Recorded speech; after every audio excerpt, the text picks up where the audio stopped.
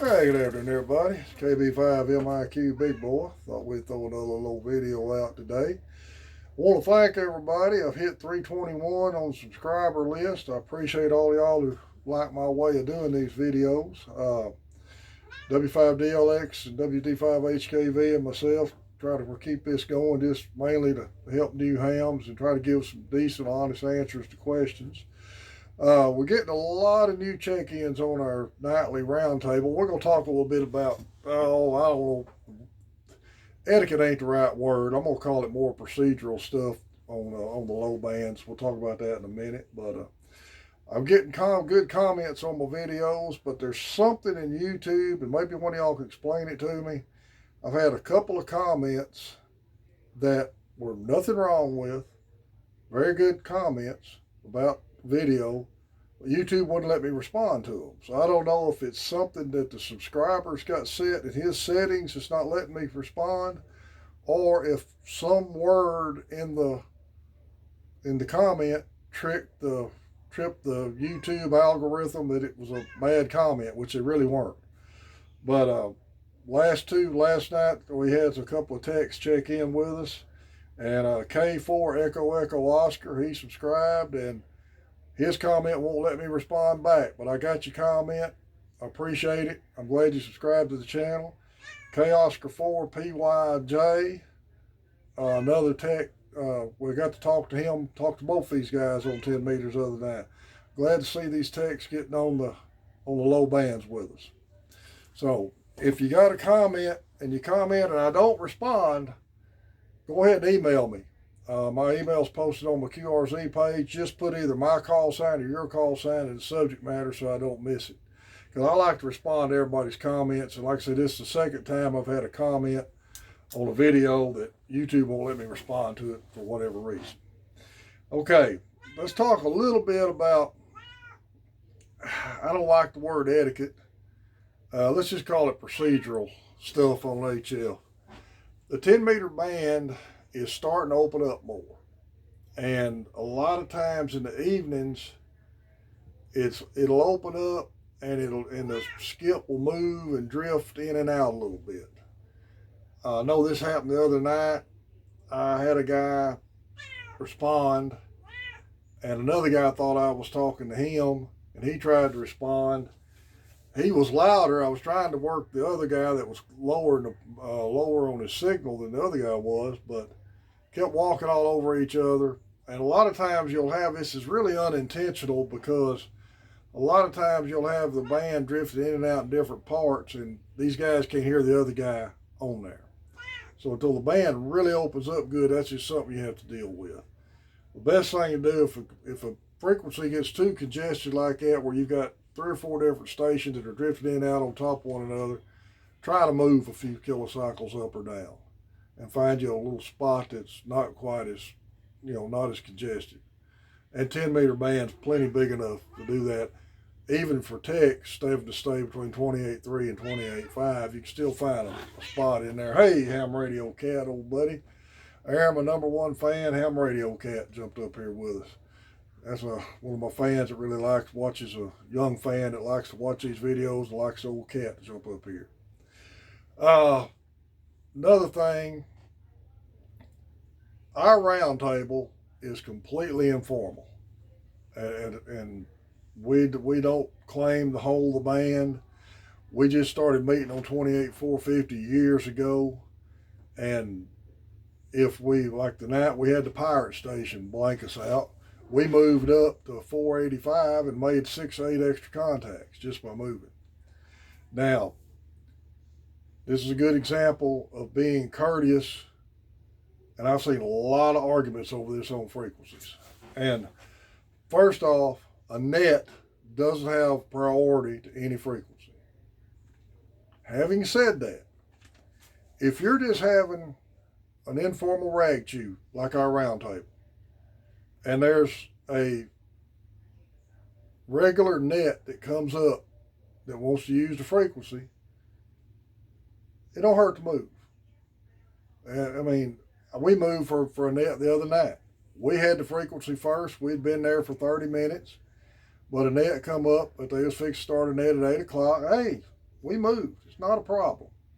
That's just being courteous in ham radio. I've seen guys argue. I've seen nets get up there and try to tell people they got to move. And the same token, I've seen people get on us to tell the net to move because I was here first. Just try to be courteous with this, and it don't hurt to move. We hold that round table. We started on 28,450, but we don't mind moving a bit. And if we ever get on there, any of you guys that want to try to check in with us, we urge you to check in with us. We really do. This week's going to be a little messed up with us on the round table because DLX and HKV are both out the rest of the week on family vacations. I've got a meeting tomorrow night. I won't be on there at all Thursday. I plan on being back in here Friday. Going to try to work HKV remotely. He's going to be camping with his family, so we're going to try to work. I'm not HKV, DLX remotely. He's going to be camping, so we're going to try to work him, and I'll be monitoring 10 Friday night. And if 450 is busy, I'll just move up a little bit. So try to look for us anywhere from 450 to 500 is where we'll usually be. One of the guys commented I can't respond back to was using an old Radio Shack HTX 100 mobile. Those were good little old radios, and those were typical setup for novices. All they had on them was sideband and CW. A friend of ours who's Silent Key now used one of them for years.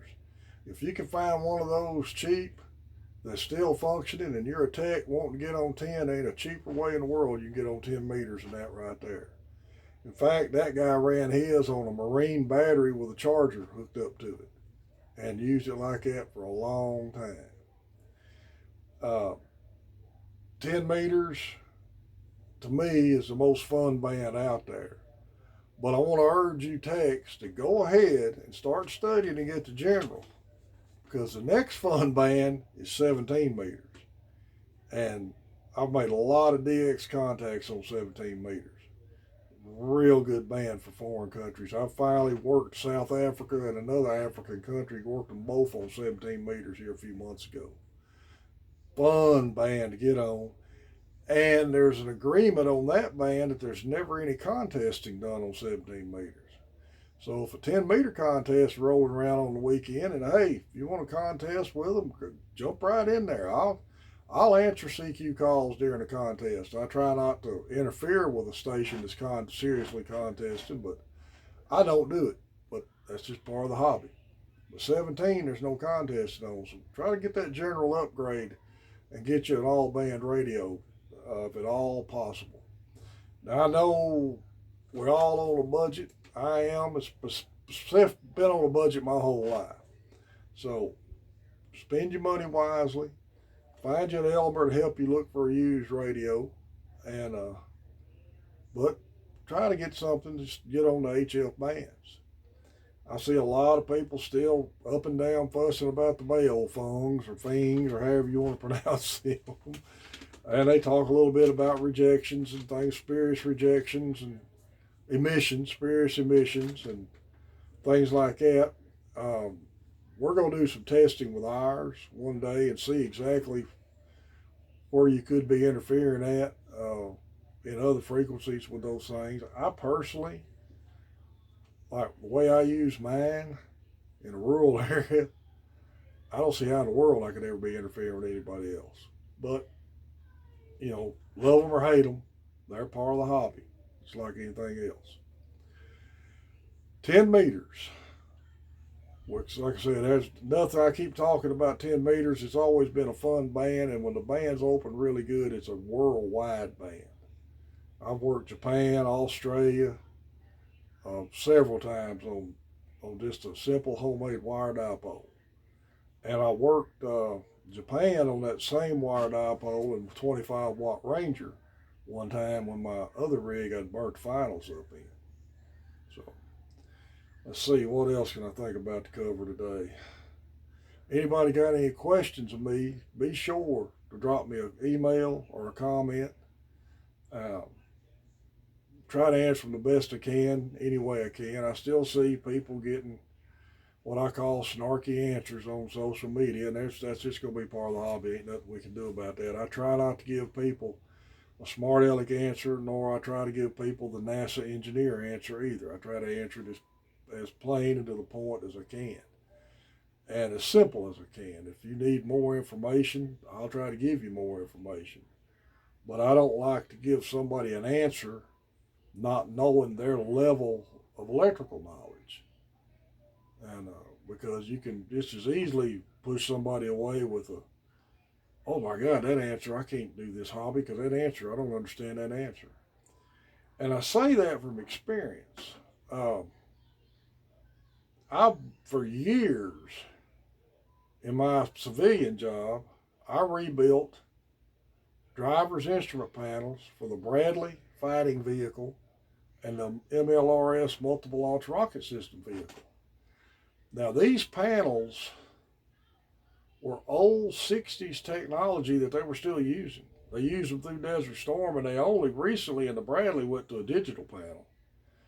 I mean, everything was hardwire, solder connections, switches, LEDs, gauges, light switches. You know, all this had to be troubleshooted and repaired. And when you flip that panel over, all you saw was a bird nest of wires and connections. And a lot of people were intimidated right off the bat and never could learn them because the amount of wires scared them. You had to have a little bit of electrical knowledge to be able to trace stuff like that and repair it. And that's why I try to give as simple answers as I can before I start really getting technical with somebody to get a feel for them and what their level is. Because smart aleck answer will run people off, and a too technical answer will run people off. But don't stop asking questions. Whatever you do, don't stop asking questions. All righty. Well, I hope to work y'all on 10.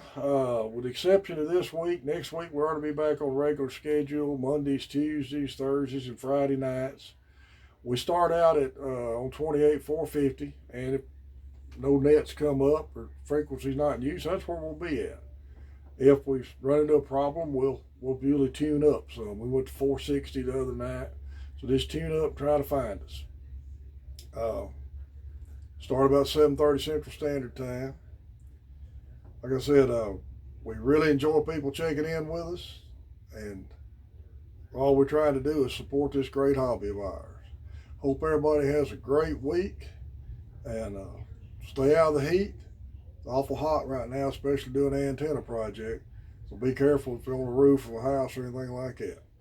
This is KB5 MIQ Big Boy 73.